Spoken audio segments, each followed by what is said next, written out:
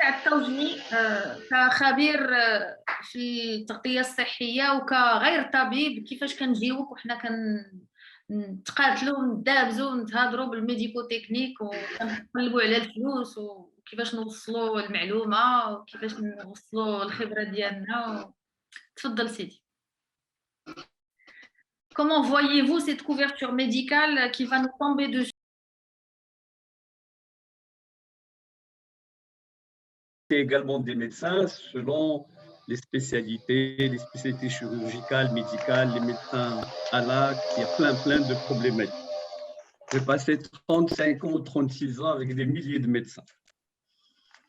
Et donc, j'ai baigné tout le temps là-dedans. La problématique telle qu'elle est exposée, ben là, je veux la reprendre comme l'a dit Madame Etouali. C'est d'abord, il y a une problématique, il faut prendre au niveau, le plus grand niveau stratégique et le politique. C'est au niveau des grandes institutions de l'État où se définissent les règles, où se donnent les moyens, Et il faut aussi définir un peu les concepts. On parle de stratégie, on parle de système national de la santé, on parle de modèle, on parle d'un tas de concepts juridico-politico-stratégiques qu'on utilise un peu peut-être pour le grand public, puisque je crois qu'ils ont besoin aussi d'être éclairés sur certains concepts. Ces concepts de système, quand on parle de système, ce n'est plus, on est à un niveau stratégique, on est la loi 3409 et on est censé avoir mis en place tous les outils. Et ces outils sont confiés non plus, comme ça a été dit aux parlementaires, mais ces outils sont confiés à… Après, c'est un ministre qui va faire un décret, le sortir ou ne pas le sortir. Et plusieurs décrets de toutes les lois que vous avez citées n'ont pas été mis en place.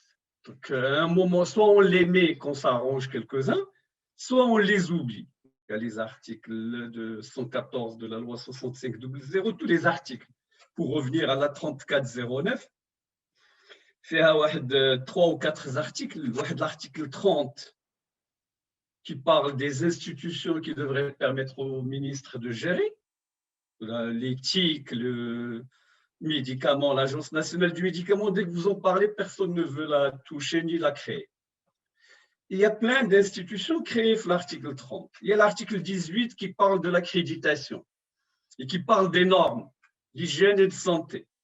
Même si le Wardé, quand il a voulu y toucher, tout le monde lui est tombé dedans et on n'a pas de normes d'hygiène et de sécurité, ni de qualité, ni d'accréditation.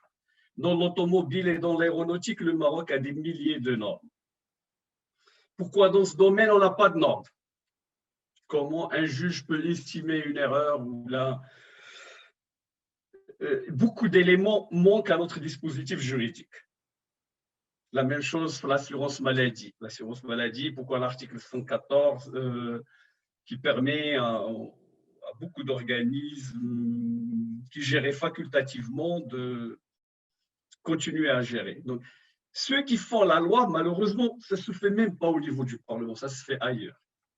Il y a un système ultralibéral qui a décidé que les travailleurs indépendants, nous serons là où nous sommes actuellement, c'est-à-dire 3 000 ou 4 000 personnes, sur une population de 5,5 millions de travailleurs non salariés, avec les bénéficiaires 12 millions, c'est-à-dire le tiers de la population. On savait, ceux qui ont fait la loi 98-15, ceux qui ont fait l'article 114 de la loi 6500, c'est des génies de l'écriture politique. Donc, on n'arrive pas à avoir un système de financement qui est la protection sociale, qui est la couverture sanitaire universelle. C'est un concept clé qui se trouve chez l'ONU, chez l'OMS et la Banque mondiale et qui se trouve dans les objectifs de développement durable. Il s'appelle la couverture sanitaire universelle. Le Maroc veut parler de l'amour. il ne veut pas toucher dans la loi cadre, il ne veut pas toucher les travailleurs salariés. L'article 4, il ne veut pas toucher aux travailleurs salariés. Comme s'ils étaient bien couverts. Il ne veut pas toucher à ceci. Et à chaque fois qu'ils ne veulent pas ou qu'ils veulent, il y a une arrière-pensée. Les salariés qui ont les meilleurs revenus, qui sont chez les assurances, ne seront pas touchés. Donc, les intérêts des assurances ne seront pas touchés. Et qu'est-ce qu'on a constaté après les lois 98-15 et 99-15, c'est que la population assurée qui est le plus augmentée au Maroc n'est pas celle de la CNOPS ni celle de la CNS, c'est celle des assurances privées. Les gestes et les arrière-pensées politiques de chaque décideur, on les devine. Et on sent, Mindaro, l'incompatibilité. Maintenant, l'article 44, on ne peut pas être assureur et gestionnaire. Ça, c'est dit, on peut rester ici pendant 4 ou 5 heures et pour expliquer tous ces concepts. Et l'objectif n'est pas là. L'objectif, on est fait le financement. Le financement, il est géré par des mutuelles. Ouais, les mutuelles, le ministre de tutelle, dis-le-moi, le ministre de l'Emploi. Alors, France ou Fdoua al-Khara, dire le ministre aide les ressources qui financent la santé. بزاف د المشاكل اللي كتكلموا عليهم ديال الصحه peuvent être réglées si on prenait une partie de ces ressources et on les donnait à l'hôpital public. Pas simplement les ressources. Pardon. خليني عافاك الفكره ديالي. L'hôpital public, le service public, un tas d'éléments. Le médecin, vous avez parlé du centre de santé primaire ou du dispensaire où il n'y a rien. Le secteur privé, il est sur Casaraba, il est même dans les grandes villes comme Fès, les malades, dans beaucoup de villes, ils viennent à Casa ou Rabat où l'offre est un peu. Le Maroc, on le sait, l'état de la fracture territoriale au niveau de la تفاوتات المجالية. Donc, هنا عندنا مشكل إذا بغينا حنا هذا التمويل ناخذوا منه شويه ديال الفلوس باش نصاوبوا هذوك في الجبال هذيك 7 مليون ديال لي مونتان وما نعطيوش دابا